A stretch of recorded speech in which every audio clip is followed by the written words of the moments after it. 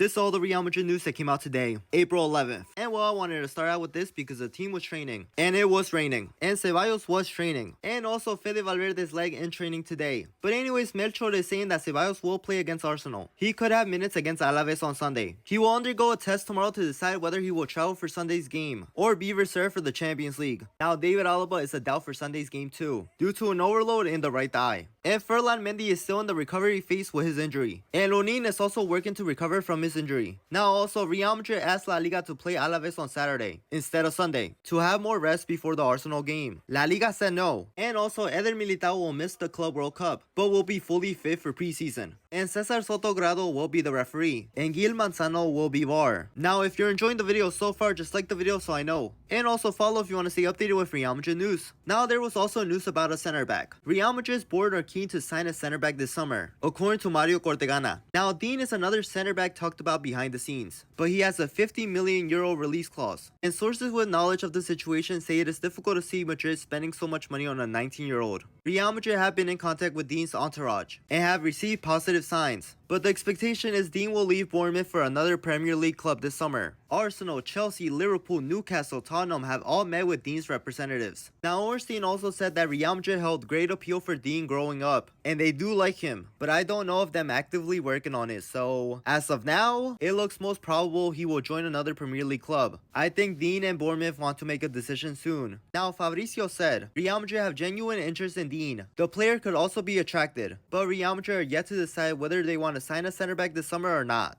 Now, some sources of Valdebeba still doubt that Real Madrid board will sign a center back. However, their intentions. Alaba wants to stay. Rudiger is wanted by Saudi but also wants to stay. Militao will stay. Asensio's emergence. Chouameni versatility. And then you also have Joan Martinez and Jacobo Ramon. Now, Ancelotti and other voices of Valdebeba see a clear need to sign a center back, but the board is not clear on this. 2026 is the most likely year for strengthening the defense. Now, Real Madrid are the most keen on Arsenal's William Saliba. Despite this, Saliba joining this summer is highly unlikely. He has a contract with Arsenal until 2027, and the club want him to renew. So either Madrid would be turned down, or any potential fee to sign him would be too high. That is why they are deploying their usual transfer strategy, staying close to the player discreetly, and preparing the ground to try and sign him in 2026 for an affordable amount or in 2027 as a free agent. But anyways, according to Diario AS, as it stands, Luka Modric and Lucas Vazquez are closer to leaving Real Madrid this summer. And Florentino Perez was at Valdebebas today to see the players. Everyone was happy to see him. They believe on Wednesday they can do a comeback. And Arteta was asked about the comeback. He said, we have to be better than the first leg. We have to be focused on what we can control. And Rio said, I don't believe Real Madrid can win this time, given that they cannot keep clean sheets. They have to score 4 to draw the game and go to penalties, or 5 to win. I don't think it's doable. And Arsenal fans said this, we are going to play anti-football at the Bernabeu. I don't want to see any Arsenal player cross the halfway line. 5 center backs, 2 goalkeepers, 3 fullbacks. Arsenal beat Real Madrid? A draw in the first leg for Real Madrid is too boring. In fact, you have to lose to do a comeback. The myth lives on. The team has to give their best and the stadium has to be there, pressing non-stop during the first minutes, and the Santiago Bernabeu will be with them. Josep, a Barca fan, said this, I want Real Madrid to eliminate Arsenal. I want to see a Clásico final in Munich. Chouameni's form, they asked Antonio Blanco. He's in a good moment, and we hope he continues to help Madrid win titles. And after playing 41 games together, the general assessment is that Vini and Mbappe do not perform well together. Mbappe has 7 goals in 7 games without Vini, and 26 goals in 41 games with him. And they asked Iker Casillas my best moments. He said my debut, because it's what started everything, and the best possible moment. The first trophy I won, the UCL. And England and Spain are now likely to get the remaining 2 Champions League spots. And also La Liga and the Spanish Football Federation. They are studying the implementation of an AI tool that would decide which referees are in charge of which matches, and which of them avoid relegation. Real Madrid are in favor. And also Real Madrid and Vini contract renewal talks are on the right track. The player is due to reject the Saudi offer.